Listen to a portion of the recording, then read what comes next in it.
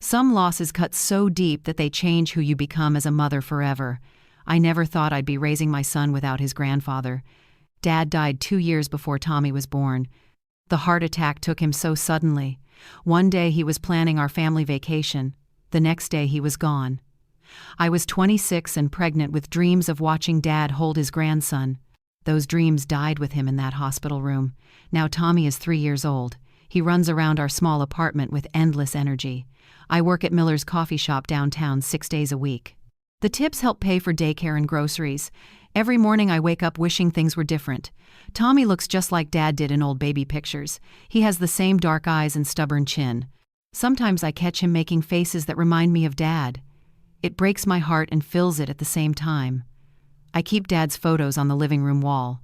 Tommy points at them and says, "That's Grandpa because I taught him," but he never got to meet the man in those pictures. He never got to hear Dad's terrible jokes.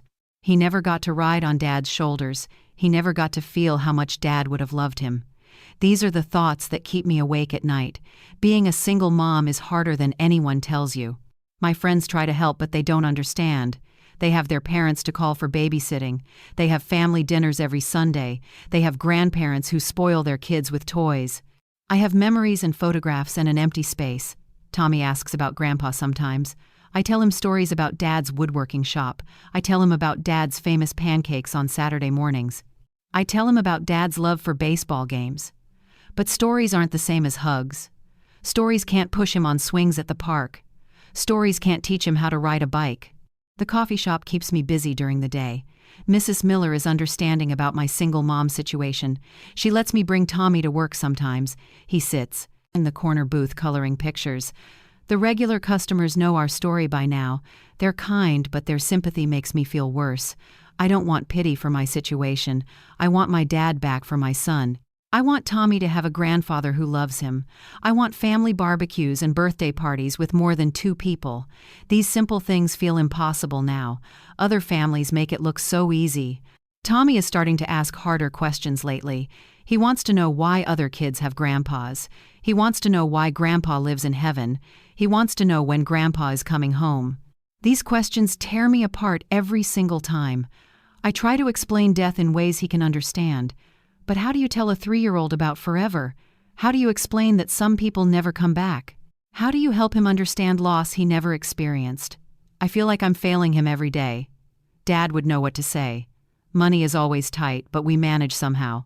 Tommy needs new shoes every few months because he grows fast. The apartment rent goes up every year. Groceries cost more than they used to cost. I clip coupons and shop sales religiously.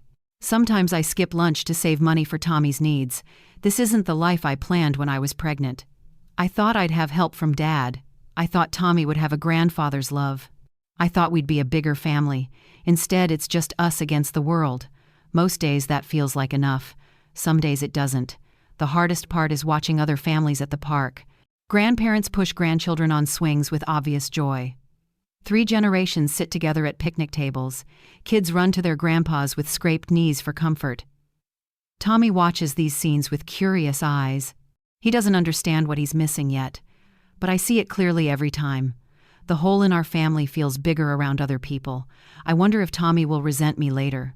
I wonder if I should try harder to date. I wonder if he needs a father figure. More. Dad's death changed everything about my future plans. I was going to move back to my hometown. I was going to buy a house near Dad's place. Tommy was going to grow up with his grandfather's stories. Dad was going to teach him about tools and fishing. They were going to build birdhouses together in the garage. Dad was going to be at every birthday party. Dad was going to walk Tommy to his first day of school. These dreams feel foolish now, but I can't let them go. They're all I have left of the future we lost.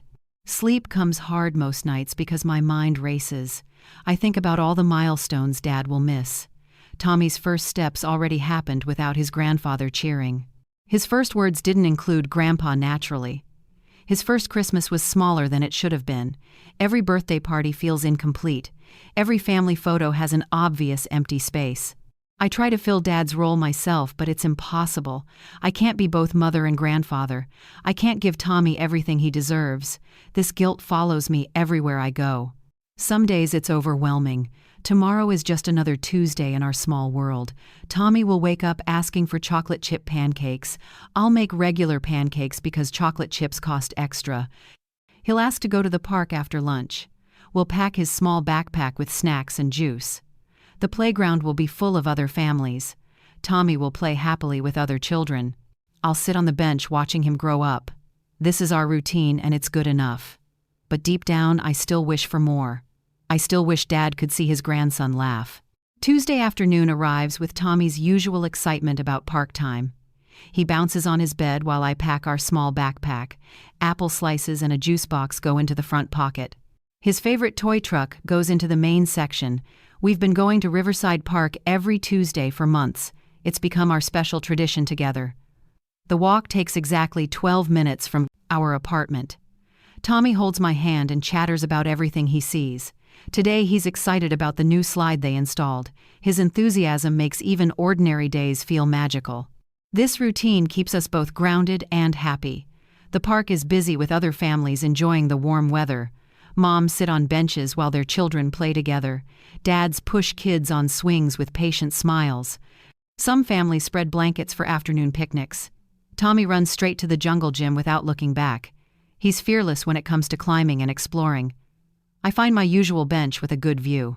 My phone shows 3 missed calls from work. Mrs. Miller probably needs someone to cover tonight's shift. I'll call her back after Tommy gets tired. Right now this time belongs completely to us. Tommy makes friends easily with other children at the playground. Today he's playing with a little girl named Sarah. They're building something elaborate in the sandbox together. Sarah's mom introduces herself as Jennifer from across town. We make small talk about preschools and summer activities. These casual conversations help me feel less isolated. Other single moms understand the daily challenges we face. We share tips about affordable daycare options. We complain about rising grocery prices. We laugh about toddler tantrums in public places. These connections make motherhood feel less lonely sometimes. The afternoon sun feels warm on my face as I watch. Tommy climbs to the top of the jungle gym successfully. He waves at me with obvious pride in his accomplishment. I wave back and give him 2 thumbs up. These small victories matter so much at his age. Each new skill builds his confidence for bigger challenges. I pull out my phone to take a picture. The photo will go into his baby book tonight. Dad would have loved seeing Tommy's brave spirit. Dad would have been cheering louder than anyone else. These thoughts still hurt, but they're getting easier.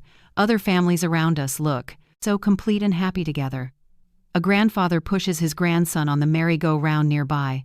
3 generations share ice cream cones at a picnic table. A little boy runs to his grandpa with a scraped knee. The grandpa kisses it better with exaggerated concern. Tommy watches these interactions with curious eyes. He doesn't ask questions, but I see him observing. I wonder what he thinks about these family dynamics. I wonder if he feels like something is missing. I wonder if I should talk to him more. These worries follow me everywhere we go. My work phone buzzes with a text from Mrs. Miller. She needs me to come in early tomorrow morning. Sarah's mom got called away, so Jennifer takes her daughter home. The playground starts getting quieter as families leave. Tommy continues playing with determined focus on the slide. He goes down backwards, forwards, and sideways repeatedly. His laughter echoes across the mostly empty playground now. This pure joy reminds me why these simple outings matter. Kids don't need expensive entertainment to be happy. They need time, attention, and safe places to explore. I can give him these things easily. A gentle breeze moves through the trees around us peacefully. Tommy finally shows signs of getting tired from playing. He walks over, requesting his juice box and snacks. We sit together on the bench sharing apple slices. He tells me about his adventures with Sarah. He describes the castle they built in the sandbox. He explains the rules of their complicated climbing game. His stories are full of 3-year-old logic and imagination. These conversations are my favorite part of every day.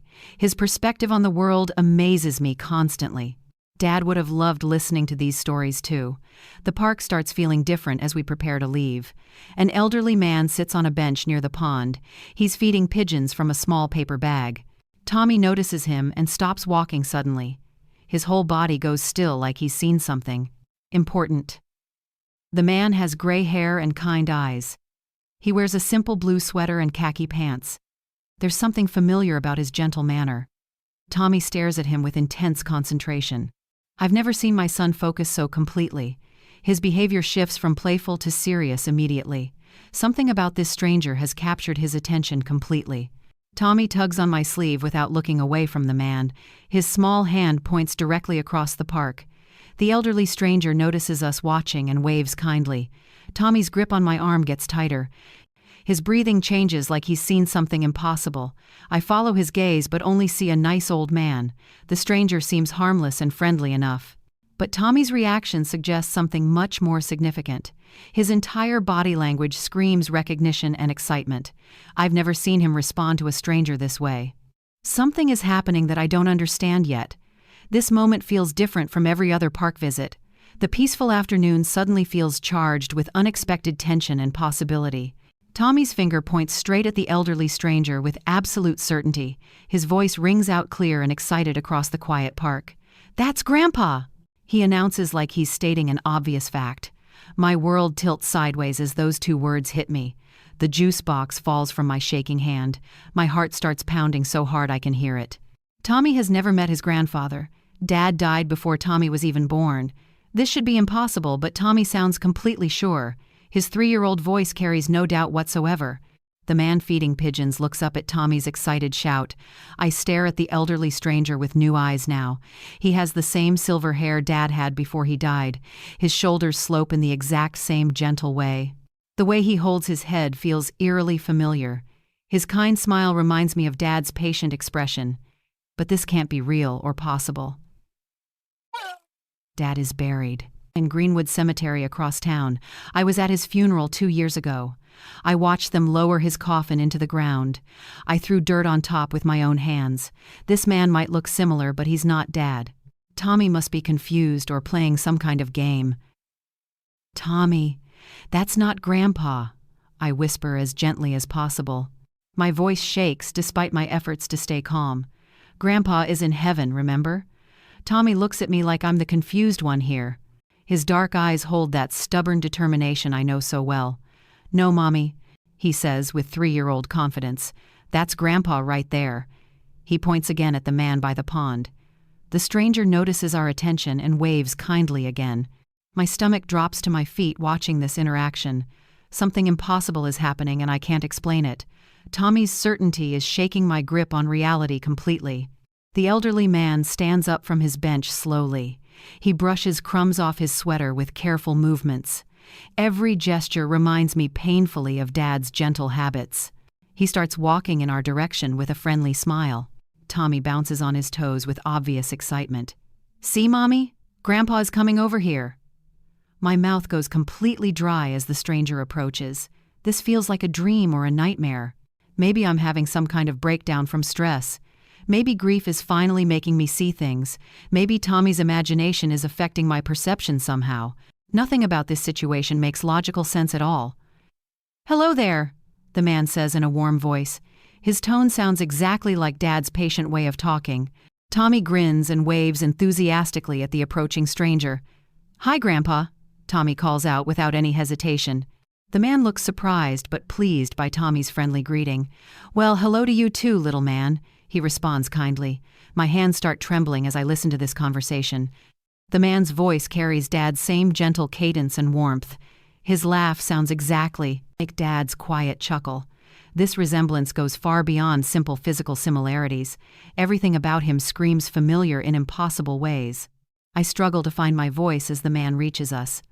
"I'm sorry," I manage to say through my confusion. "My son thinks he knows you from somewhere."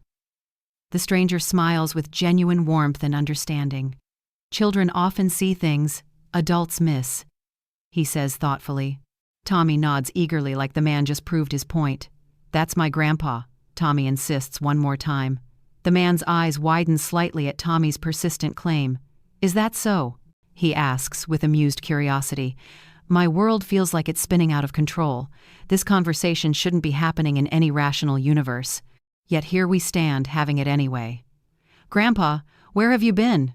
Tommy asks with innocent directness. The question hits me like a physical blow.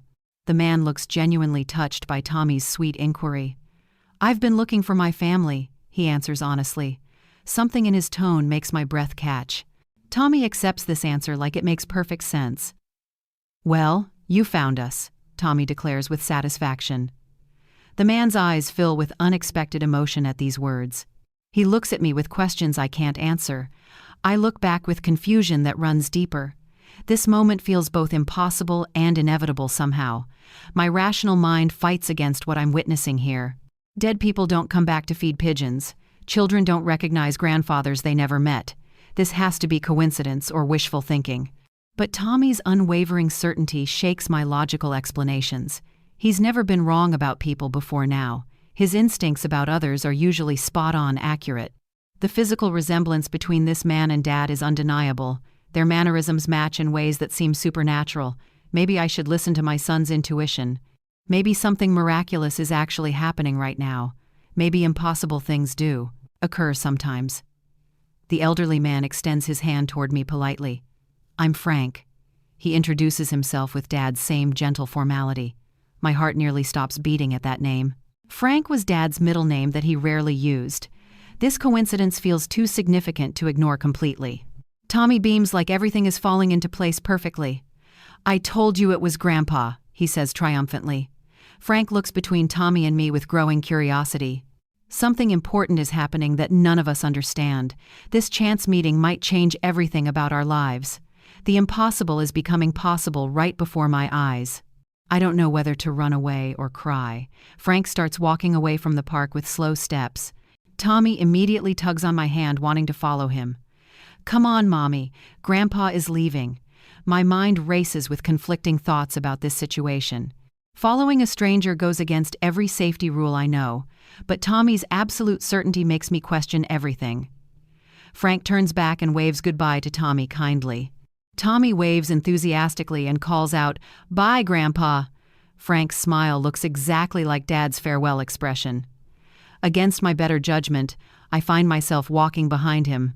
Tommy chatters excitedly about finally meeting his grandfather again. My heart pounds with each step we take. Frank walks through downtown streets with familiar confidence and purpose. He knows exactly where he's going without hesitation. Tommy points out every detail about Frank to me. "Look how Grandpa walks, Mommy." Tommy observes with delight. "See how he stops at crosswalks?" I notice these things too, and they frighten me. Frank moves through town exactly like Dad used to. He pauses at the same corners Dad always stopped at.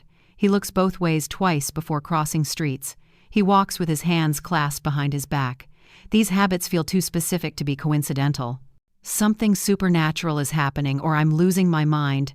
We follow Frank for 6 blocks through the busy afternoon. Other pedestrians nod hello to him as he passes. He seems well known and respected in this neighborhood. A woman waves from her flower shop window.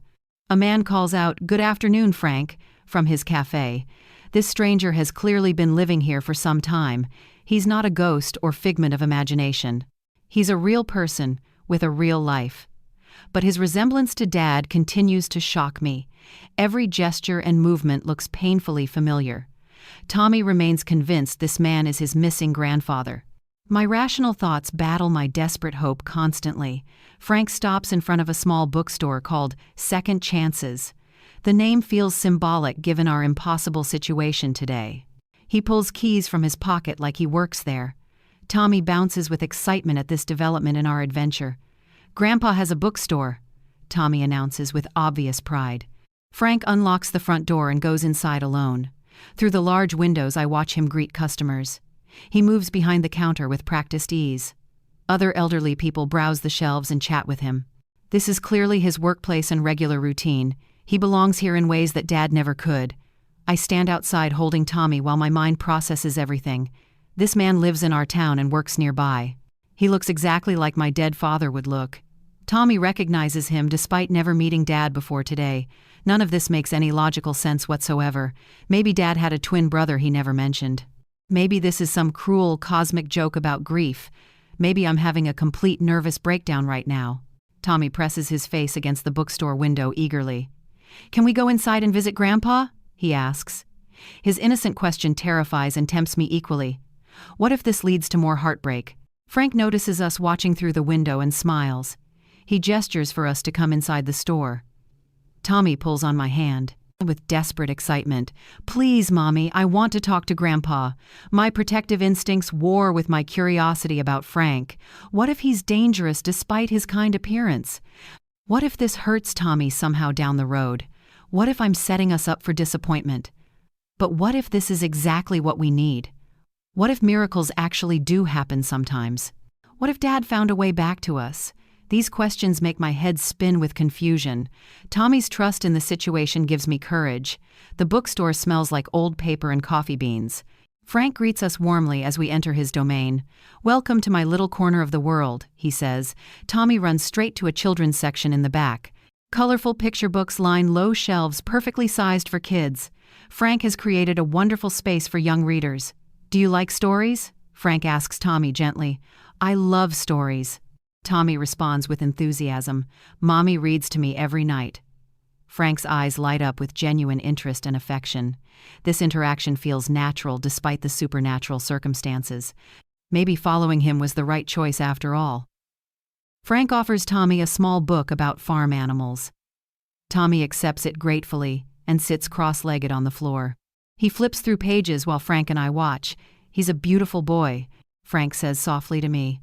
"You've done a wonderful job raising him alone." His words hit my heart like arrows of recognition. Dad would have said exactly the same thing. Frank seems to understand single motherhood struggles without explanation. "It's not been easy," I admit honestly, "but he makes every day worth the effort." Frank nods with deep understanding and compassion. "Good mothers always find a way," he says. These words sound like Dad's voice speaking wisdom. Tommy looks up from his book with bright eyes. "Grandpa, will you read this story to me?" he asks. Frank glances at me for permission before responding. I nod because Tommy looks so hopeful and happy. Frank sits in a small chair beside Tommy. His reading voice matches Dad's patient storytelling tone exactly. Tommy leans against Frank's arm like they've done this before. Watching them together breaks my heart and heals it. This feels like the family moment I always dreamed about. Maybe impossible things do happen when you need them. Maybe love finds ways to return to us. Maybe some connections transcend death itself somehow. Other customers browse quietly while Frank reads to Tommy. The afternoon sunlight streams through windows, creating peaceful golden light. This bookstore feels like a sanctuary from the outside world. Tommy giggles at funny parts in the story. Frank's laughter mingles with Tommy's, creating beautiful harmony. For this one moment, everything feels perfectly right. I don't understand how or why this is happening, but I'm grateful beyond words for this unexpected gift. Maybe we don't need to understand miracles to receive them. Maybe faith means accepting blessings without logical explanations. Maybe this strange man really is our answer. Frank closes the storybook and looks at me seriously. "I need to tell you something important," he says quietly. Tommy continues looking at picture books on the floor. "My full name is Frank Thomas Miller," he continues carefully.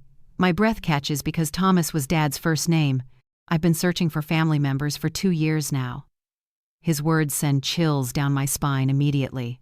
I only recently learned I had a twin brother. The world stops spinning as those words sink in. Frank reaches into his wallet and pulls out old papers. "These are adoption records from 60 years ago," he explains. My hands shake as I examine the yellowed documents. They show Frank was separated from his twin at birth. His brother's name was listed as Thomas Frank Miller. Dad's full name was Thomas Frank Miller, too. "This can't be a coincidence or mistake. Your father and I were identical twins," Frank says gently.